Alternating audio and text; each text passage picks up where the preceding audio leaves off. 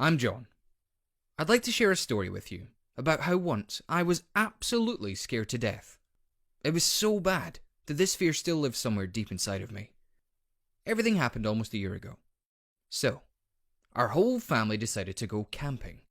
Dad had bought a brand new RV and was dying to test drive it. So we picked out a mountain and a lake fishing resort not too far away from where we lived. Everybody was like, "Yeah, a weekend surrounded by Mother Nature." And I was the only one that seemed to be far from being inspired by the news. The thing is that I'd recently gotten acquainted with a beautiful girl that I'd had my eye on for a long time. Her name was Sandra, and we'd finally agreed to meet on that particular Saturday, sort of for a first date, you know? So Dad's idea of a 2-day family trip definitely didn't fit into my plan.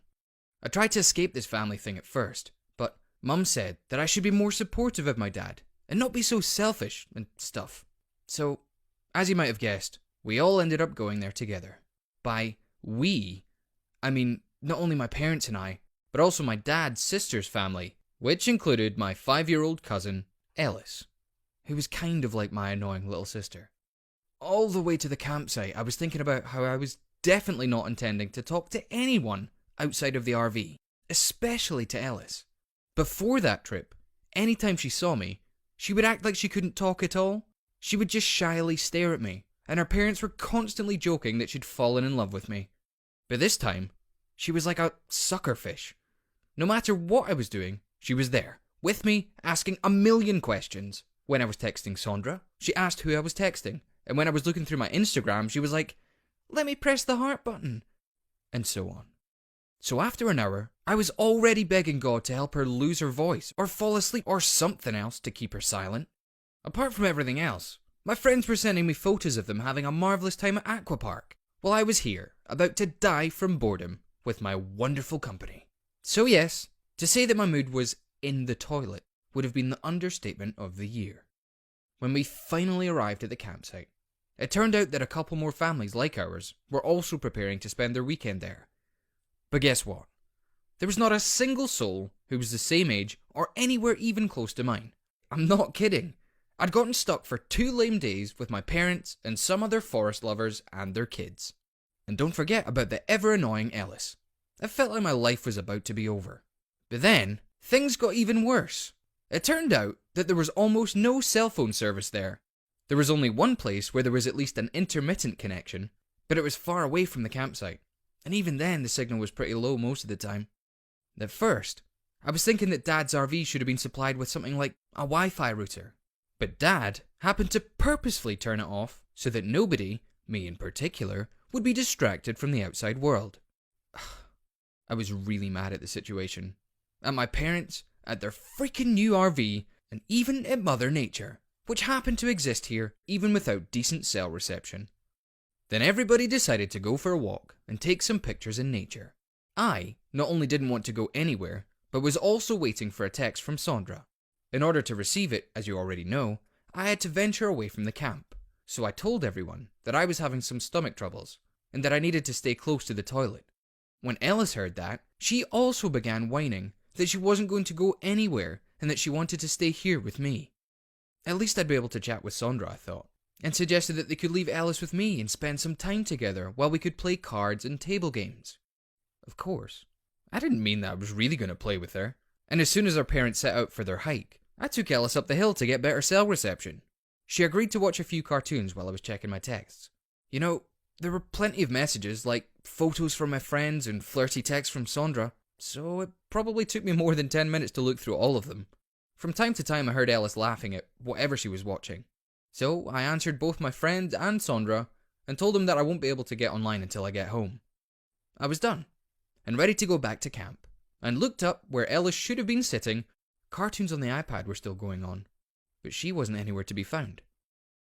I felt my back get covered with a cold sweat. Where'd she gone? I thought. Maybe she went back to camp, so I rushed over there, but my fear for her had already gotten me. I didn't find her in the RV or anywhere nearby. I'd asked our camping neighbours whether anybody had seen her, pretending we were playing hide and seek, so that nobody understood that something wrong was actually going on, but they weren't any help. I really started to panic. I mean, if it was a joke and she'd just hidden somewhere on purpose, I would definitely kill her, but what if that wasn't the case? What if she'd just gone picking flowers or something and hurt herself, or a wild animal attacked her? I didn't know what to do. I had no clue where her parents were at the time, or how to reach them, or whether I should call 911 myself. I was afraid to even imagine what her parents, and my parents, would do to me if they found out how I'd actually lost her. My agony of doubt didn't last for long, and in about 20 minutes, my folks returned. I didn't know how to start the conversation, but I probably looked bad enough that anyone would have guessed that something had happened. I kept saying how sorry I was for being distracted by my phone and so on, but nobody was listening. All of them scattered in different directions, shouting and calling Ellis's name, and I was standing right in front of her RV, crying and begging God again to let us find her safe and sound. I'd even promised that if we found her, I'd throw my phone into the river. I knew how pathetic this bargain might have sounded, but you can't even imagine how badly I wanted to replay everything. It seemed like a whole eternity had passed, when somebody suddenly shouted, "There she is!" It turned out Ellis had just gone to the bathroom, and she'd even told me about it, but I was too busy with my phone and apparently missed it.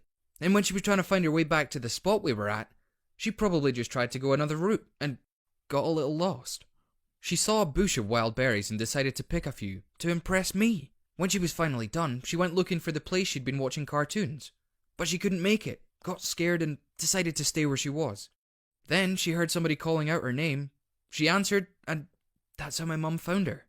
She looked as if she'd been crying really hard, but she was okay, in all other senses, and she was still holding those berries in her hand. Of course, I had a serious talk with my parents, and I was so grounded. I spent the next 2 months without any internet at all, but honestly, it didn't really matter, because I knew how wrong and guilty I felt. And I know for sure I'll never be able to forget the look my parents gave me. It was full of fear and complete disappointment. I promise I will do everything to never have to see that look again.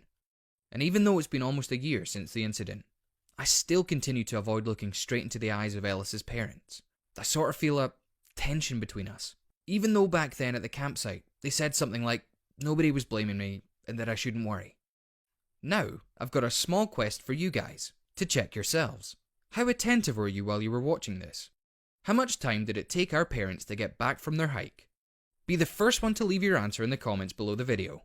And don't forget to subscribe to the channel. See ya!